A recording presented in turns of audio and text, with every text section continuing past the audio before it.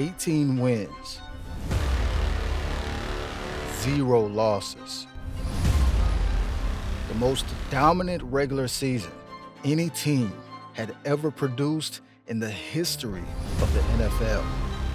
And then one play changed everything. That's 5 sacks. The Giants have won the Super Bowl. Super Bowl XLII wasn't just a loss.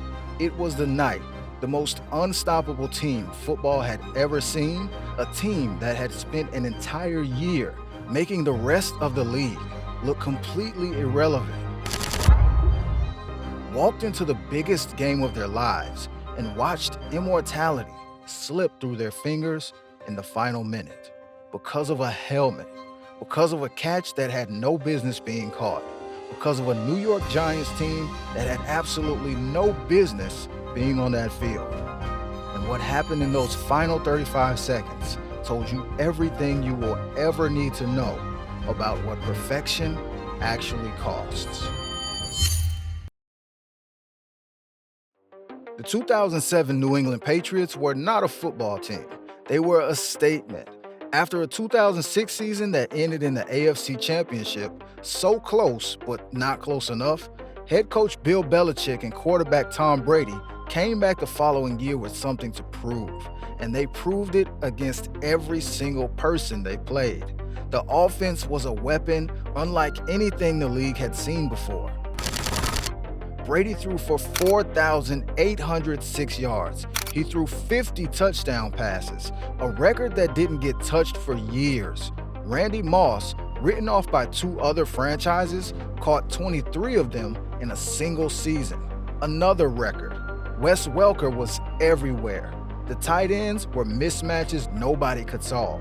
This was not an offense that was hard to stop. This was an offense that was impossible to stop. And the rest of the NFL spent 16 weeks learning that the hard way. Week after week, they won. Not close wins, wins. The Chargers, the Cowboys, the Colts, the Steelers. Every contender that stepped up got knocked back down. By the end of the regular season, the New England Patriots were 16-0. Perfect. The first team in the modern NFL era to accomplish that. The 1972 Miami Dolphins had their champagne on ice because for the first time since they did it, someone had matched them. Almost. Because going 16-0 in the regular season means nothing if you don't finish the job. The Super Bowl is the job. And New England had been here before. 3 championships in 4 years under Brady and Belichick. They knew what this felt like. They had done this. 18-0 was right there. All they had to do was win one more game.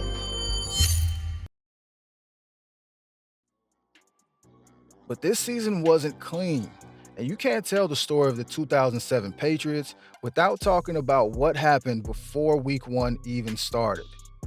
On September 9, 2007, in the very first game of the season, the NFL caught a Patriots video assistant illegally filming the New York Jets defensive coach's signals from the sideline. It was a violation of league rules. Belichick was fined $500,000. The team was fined $250,000. They lost a first-round draft pick. The football world exploded. Spygate was everywhere. And here is where it got complicated for New England, because they went out and won the next 15 games anyway. Dominant wins, record-breaking wins, wins by margins that made people's jaws drop. But the narrative had already poisoned the well. Every time they scored 40 points, someone in the back of the room asked, but how many championships did they win while doing this? How many of those Super Bowl rings came with a camera pointed at the wrong sideline? Brady and Belichick ignored all of it, publicly at least. The team locked in, put their heads down, and kept winning. By December, they had silenced most of the noise through sheer force of results. The 2007 season gave New England a chance to put all of it to rest permanently, win the Super Bowl, and go 18-0. And the asterisk crowd has nothing left. A perfect season is a perfect answer. No argument survives it. That was the stakes. That was what February 3rd, 2008 in Glendale, Arizona was really about. Not just a championship, vindication. The New York Giants had no business being in Super Bowl 42. Let me be clear about what that means, because context matters here. New York finished the 2007 season at 10-6. They sneaked into the playoffs as a wild card team. They went on the road in the first round and beat Tampa Bay. Then they went to Dallas and beat the Cowboys in a game most people expected them to lose. Then they went to Green Bay in -23 wind chill and beat the Packers in overtime to reach the Super Bowl. 3 road wins against 3 teams that were all favored to beat them. And when the Giants got to Glendale, they were still a 12-point underdog. But here is what the spread didn't count for. The New York Giants defensive line was the most dangerous front four in football. Michael Strahan, Osi Umenyiora, Justin Tuck, Matthias Kiwanaka. This was a group that could wreck a game by themselves without any help from anyone else. And in the Super Bowl, they were going to get a shot at the quarterback who had thrown 50 touchdowns that season. Tom Brady had been sacked 21 times during the regular season in 18 games against the best offensive line in football. The Giants had a plan, and it was built entirely around making him feel 21 more. On February 3rd, 2008, they got their shot. For most of the game, the Patriots were exactly who everyone thought they were. The Giants' defensive line was a problem before the jump. Brady was pressured on nearly every dropback, but New England moved the ball. They were methodical. They converted third downs. Brady found Moss and Welker in rhythm. By halftime, New England led 7-3, and the feeling in the building was that the Patriots were about to pull away. They almost pulled away. And then the second half happened. The Giants took the lead in the third quarter, 10-7. The Patriots responded. Moss hauled in a 6-yard touchdown with just under 3 minutes left to put New England back on top, 14-10. History was right there. 3 minutes and 1 championship stood between the New England Patriots and the greatest season ever played. And then Eli Manning lined up with 1 minute 15 seconds remaining, 83 yards away from the end zone. As Manning steps up and is brought down by Adalys Thomas from behind. 3rd and 5. Giants own 44-yard line. Brady rushes and pressure comes. 4 Patriots converging on Manning. Jerseys grabbing, hands reaching.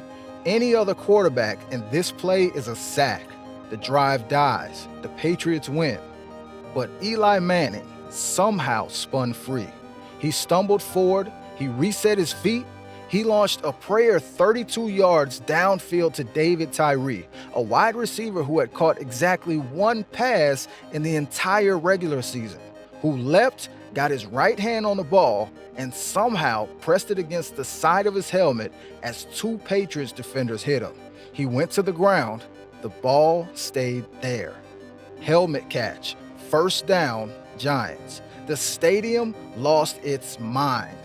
4 plays later, Plaxico Burress beats Ellis Hobbs on a slant route and caught a 13-yard touchdown pass to put New York up 17-14 with 35 seconds left. Manning lobs it. Burress alone. Touchdown, New York. Brady got the ball back. He had 35 seconds and no timeouts and needed a miracle. He had done it before. He had won games in situations exactly like this. This time, he couldn't. Brady goes down. Jay Alford, a rookie. The final play fell incomplete. The clock hit 0. Final score, Giants 17, Patriots 14. New England Patriots 17-14 as Tom Coughlin gets a Gatorade bath. They get a final stand on the great Tom Brady, and the Giants, with the most improbable win, have won Super Bowl 42. What happened in the immediate aftermath made everything harder. Bill Belichick walked off the sideline with 1 second left on the clock before the final kneel down and disappeared into the tunnel. It was a gesture the football world noticed immediately. He was gone. Before it was officially over, he was already gone. At the podium afterward, he gave clipped 2-sentence answers and wrapped up in under 3 minutes. He was professional, he was composed, and it read to a lot of people as cold.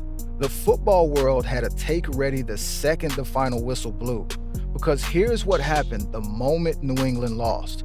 Every conversation that had gone quiet during a 16-0 regular season came rushing back at full volume.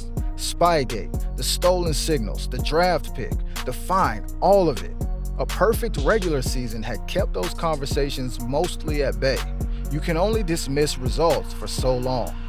But a Super Bowl loss cracked the wall, and everything behind it came flooding through. Here's what I'll say about that. The New York Giants defensive line beat Tom Brady. Not Spygate, not a referee, not a bad call. 4 pass rushers who were faster and more relentless than any offensive line could fully account for. Eli Manning made one of the greatest plays under pressure in Super Bowl history and found David Tyree for a catch that had no business being caught.